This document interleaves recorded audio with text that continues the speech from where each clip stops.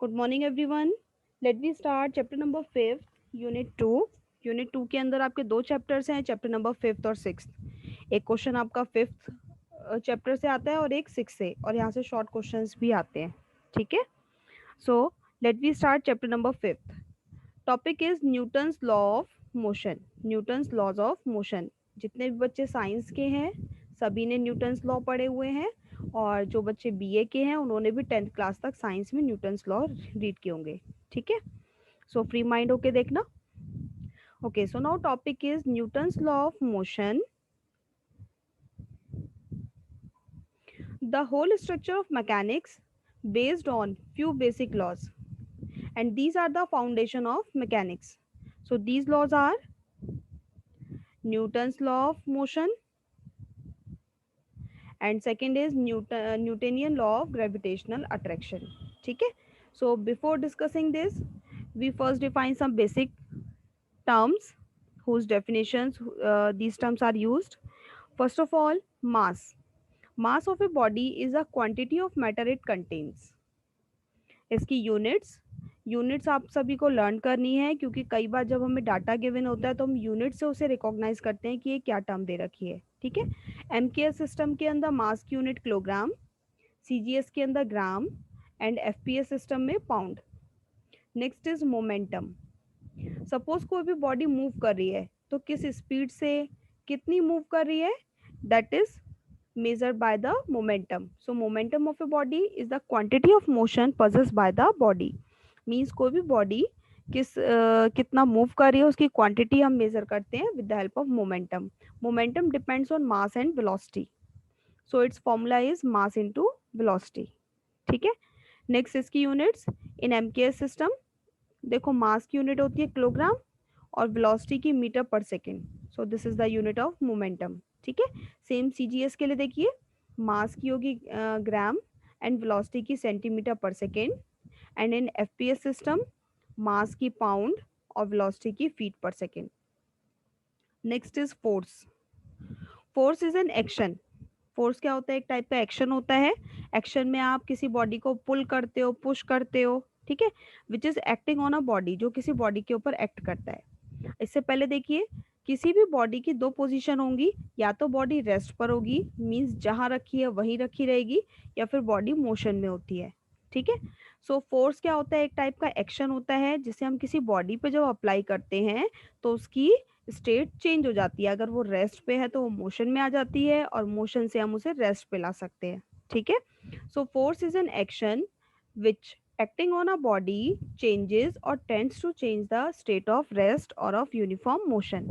ठीक है, next, force is of two type, internal force और external force।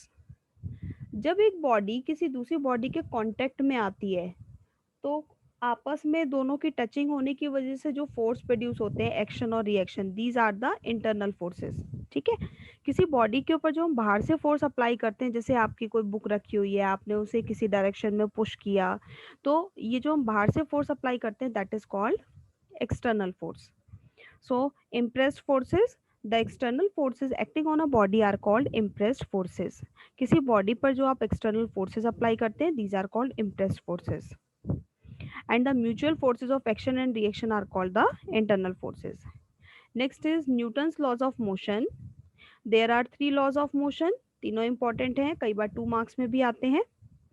First law of motion, every body continues in its state of rest or of uniform motion unless it is compelled by impressed force to change that state। Means अगर कोई body rest की position पे है तो वो rest पे ही रहेगी जब तक उस पर आप कोई एक्सटर्नल फोर्स अप्लाई ना करें, या अगर कोई बॉडी मोशन में है तो मोशन में ही रहती है when we do not apply any external forces. ठीक है, तो इसका मीनिंग है every body continues in its state of rest और ऑफ यूनिफॉर्म मोशन। मीन्स कोई भी बॉडी या तो अपनी रेस्ट की पोजीशन पे ही रहती है या फिर मोशन में ही रहती है, अनलेस, जब तक it is compelled by impressed forces to change that state, जब तक हम उस पर कोई इम्प्रेस्ड फोर्स, कोई एक्सटर्नल फोर्स अप्लाई ना करें सो दैट उसकी स्टेट चेंज हो जाए। ठीक है, next is second law of motion. The rate of change of momentum is directly proportional to the impressed force, and takes place in the direction of force. Means यहाँ आपको given a rate of change of momentum is directly proportional to the impressed force. Next यहाँ हम एक result prove करेंगे, force is mass into acceleration. यहाँ force को P से denote किया है, जनरली आप पहले एफ से डिनोट करते थे, कैपिटल एफ से, बट यहाँ ध्यान रखना फोर्स को इसने पी से डिनोट किया है और एक्सेलरेशन को स्मॉल एफ से। सो सपोज करते हैं एक बॉडी जिसके ऊपर एक्सटर्नल फोर्स पी एक्ट कर रही है and it is moving, it is of mass M, उसका मास एम गिवन है and moving with constant velocity V velocity से मूव करती है, ठीक है। Then by second law of motion, इसके अकॉर्डिंग एक्सटर्नल फोर्स या impressed force means P is proportional to rate of change of momentum, rate of change of momentum, ठीक है। Rate of change का मीनिंग होता है d by D t, momentum का formula mass into velocity m into V. m आपका always constant होगा, so m outside, यहाँ proportional का साइन हटा के हम कांस्टेंट लगाते हैं k, जब भी आप प्रोपोर्शनल का साइन हटाते हैं तो एक कांस्टेंट यूज करते हैं k, ठीक है। m आउटसाइड आ जाएगा, next it become dv by D T, dv by D T is acceleration f, ठीक है। नेक्स्ट इस केस में k की वैल्यू 1 कंसीडर कर लेते हैं, if we are taking k equal to 1 then formula p is equal to m into F. ये formula आपका आगे भी यूज होगा, वैसे भी जनरल फॉर्मूला है, फोर्सेस मास इंटू एक्सलरेशन, जो आपने बिफोर 10 तक साइंस में रीड किया हुआ है, ठीक है। Next is principle of physical independence of forces. इसका मीनिंग क्या है, यहाँ देखिए पहले, सपोज एक हमने बॉडी कंसीडर की, इसके ऊपर नंबर ऑफ फोर्सेस एक्ट कर रहे हैं, सपोज ये एक फोर्स है, दूसरा फोर्स, तीसरा फोर्स, ठीक है। तो सभी का अफेक्ट इनकी अपनी डायरेक्शन में होगा और किसी भी फोर्स के ऊपर किसी दूसरे फोर्स का कोई अफेक्ट नहीं होगा। फॉर एग्जाम्पल सपोज ये एक बॉडी, यहाँ से मैंने इसे ये वाला फोर्स अप्लाई किया, तो इसकी वजह से बॉडी का जो चेंज आएगा, बॉडी के अंदर जो इसका अफेक्ट होगा वो इसी डायरेक्शन में होगा, ठीक है। सिमिलरली अनदर फोर्स हमने अप्लाई किया तो इसकी वजह से बॉडी के में जो चेंज आएगा या उस पर जो अफेक्ट होगा वो इस डायरेक्शन में होगा। नेक्स्ट हम ये फोर्स अप्लाई करते हैं तो इसकी वजह से इसके अंदर जो अफेक्ट आएगा वो इस डायरेक्शन में आएगा। फिर हम देखते हैं ओवरऑल बॉडी के ऊपर क्या अफेक्ट पड़ा, तो उसके लिए हम फाइंड आउट करते हैं इनका रिजल्टेंट फोर्स। रिजल्टेंट फोर्स अभी का आपने स्टैटिक्स में फाइंड आउट किया हुआ है, रिजल्टेंट फोर्स का फिर उसके अकॉर्डिंग फिर देखते हैं कि नेट बॉडी में अफेक्ट क्या आएगा, ठीक है। So this is principle of physical independence of forces. Independence of forces का मीनिंग है फोर्सेस का जो अफेक्ट होता है वो उनकी अपनी डायरेक्शन में होता है and it is independent from other forces, ठीक है। तो आपको यही यहाँ से देखिए, it states that each force acting on a body produces an affect in its own direction. Means हर एक फोर्स जो बॉडी के ऊपर एक्ट कर रही है इसका जो अफेक्ट प्रोड्यूस होगा वो अपनी डायरेक्शन में होगा, irrespective of the pressure of other forces. इसके ऊपर किसी दूसरी फोर्सेस का कोई अफेक्ट नहीं होता, ठीक है। नेक्स्ट आ जाइए थर्ड लॉ ऑफ मोशन, ये आपका आ जाता है बाय स्टेटमेंट। इसमें ये तो जस्ट फॉर नॉलेज था फिजिकल इंडिपेंडेंस ऑफ फोर्सेस का, बाकी आपकी इस तरीके से क्वेश्चंस आते हैं, एक्सप्लेन न्यूटन्स या right Newton's first law of motion, second law of motion या थर्ड लॉ ऑफ मोशन, तो उसमें आपको उसकी स्टेटमेंट देनी होती है, ठीक है। Third is to every action there is equal and opposite reaction. जब भी कोई एक्शन होता है तो उसके अपोजिट एक रिएक्शन भी प्रोड्यूस होता है। एग्जाम्पल से देखिए, फॉर एग्जाम्पल ये एक हमने बॉडी कंसीडर की, it is placed on a table, एक टेबल के ऊपर प्लेस्ड है, बॉडी का मास हमने m कंसीडर कर लिया।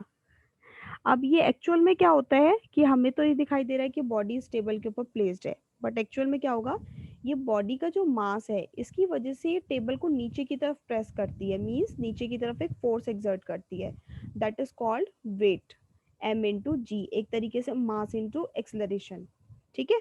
तो इसका मीनिंग ये एक फोर्स अप्लाई कर रही है डाउनवर्ड डायरेक्शन में and this is called the action, this is called the action. इसके अपोजिट ये टेबल क्या करेगी, इस बॉडी को अपवर्ड डायरेक्शन में पुश करेगी, ठीक है। अब आपको कोई पुश करे तो आप क्या करोगे, उस दूसरे बंदे को पुश करोगे, ठीक है। तो ये इसी तरीके से है, तो उस केस में ये टेबल इस बॉडी पे अपवर्ड डायरेक्शन में एक फोर्स प्रोड्यूस करती है, that is called R reaction, that is reaction denoted by R, ठीक है। तो कई बार आपने देखा है, सपोज टेबल पे आपने कोई बॉडी प्लेस की कोई भी आइटम रखा तो वो वहीं रखा रहता है। तो उसमें एक्चुअल में क्या होता है कि एक फोर्स प्रोड्यूस होता है mg डाउनवर्ड डायरेक्शन में, और उसके अपोजिट एक रिएक्शन फोर्स r प्रोड्यूस होता है, और ये r mg को बैलेंस करता है। मींस ये दोनों इक्वल होंगे लेकिन अपोजिट डायरेक्शन में है, तो इसलिए इन दोनों का नेट इफेक्ट जीरो होता है और बॉडी फिर उसी प्लेस पे रखी रहती है। ठीक है, सो इस केस में r equal to mg, so these forces are equal in magnitude but opposite in direction। इनका मैग्नीट्यूड इक्वल होता है बट डायरेक्शन अपोजिट होगी। ठीक है, अब इसी के अपोजिट आप जाके देखो, इसमें अगर ये दोनों एक दूसरे को बैलेंस नहीं करती तो उस केस में क्या सिचुएशन अराइज होगी। अगर सपोज बॉडी बहुत ज्यादा हैवी है, आपने देखा है, और नीचे जिस पे आपने रखा है वो बहुत हल्का सा है, तो क्या होती है, वो नीचे गिर जाती है चीज। किस वजह से नीचे गिरती है, वो उसके ऊपर फोर्स अप्लाई करेगी, उसका फोर्स ज्यादा है, उसका वेट ज्यादा है, जिस वजह से वो नीचे आ जाएगी, और ये नीचे जो टेबल लगी हुई है वो उसे बियर नहीं कर पाती। ठीक है, या फिर आपने देखा होगा जब आप गैस पे कुकर रखते हो, उसमें आपने नीचे से स्टीम दे रखी है, गैस जला रखी है, उसमें कुछ उबल रहा है तो उसमें भाप बन जाती है, आपने उसे किसी प्लेट से कवर कर दिया, तो आपने देखा होगा जब उसके अंदर भाप बन जाती है, स्टीम बन जाती है, तो फिर वो प्लेट को ऊपर की तरफ पुश करने लगती है, प्लेट आपकी ऊपर आने लगती है थोड़ी सी उसकी वजह से, प्रेशर की वजह से, स्टीम के प्रेशर की वजह से वो ऊपर आने लगती है। वो इसी वजह से कि इस केस में जो नीचे वाली बॉडी है उसका इस डायरेक्शन में फोर्स ज्यादा है, अपवर्ड डायरेक्शन में। ठीक है, next is how do we walk. ये इसका एक और एग्जाम्पल है कि हम कैसे चल पाते हैं। आपने देखा होगा सपोज एक पर्सन, जब भी हम आगे की तरफ चलते हैं तो हम क्या करते हैं, जो ग्राउंड है, अर्थ है, उसे पीछे की तरफ पुश करते हैं, तो जो मैन का फोर्स है वो बैकवर्ड डायरेक्शन में जा रहा है, तो उसके अपोजिट अर्थ भी क्या करेगी, मैन के ऊपर फोर्स अप्लाई करेगी इन फॉरवर्ड डायरेक्शन। जब हम आगे स्टेप रखते हैं तो हम क्या करते हैं, अर्थ को पीछे की तरफ पुश करते हैं, तो जो मैन का फोर्स है वो बैकवर्ड डायरेक्शन में है, इसके अपोजिट अर्थ इस पे फॉरवर्ड डायरेक्शन में अप्लाई करेगी। अब अर्थ का वेट मैन के कंपैरिजन में बहुत ज्यादा है, मींस मैन का अर्थ के कंपैरिजन में नेग्लिजिबल है, तो ये फोर्स आपका कम होगा, फॉरवर्ड डायरेक्शन में ज्यादा होगा, जिसकी वजह से हम आगे मूव कर पाते हैं। नेक्स्ट आ जाइए एब्सोल्यूट यूनिट ऑफ फोर्सेस। ये फोर्सेस की यूनिट सभी को लर्न करनी है। In MKS system unit is newton, CGS के अंदर डाइन, एंड एफपीएस में poundal. Weight of a body, अभी हमने रीड किया था, weight of a body is mass into acceleration m into g, and it generally acts in downward direction.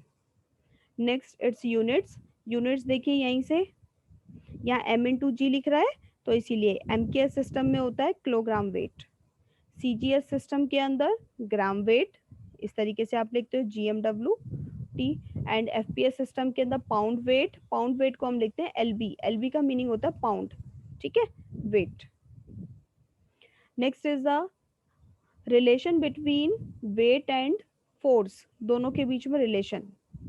तो यहाँ देखिए 1 kg वेट को आप लिख सकते हो, इसमें G का आता है, G न्यूटन, ऐसी 1 gram weight is G dynes, and 1 LB weight is G poundal. G की वैल्यू तीनों सिस्टम्स के लिए अलग अलग लिख दो, न्यूटन के अंदर 9.8, CGS में 981, और FPS में 32। ठीक है, सो आज के लिए इतना ही। आप कल के लिए पहले ये सारी बेसिक टर्म्स रीड कर लेना, next we continue the examples based on this with the basic फॉर्मूले। ओके।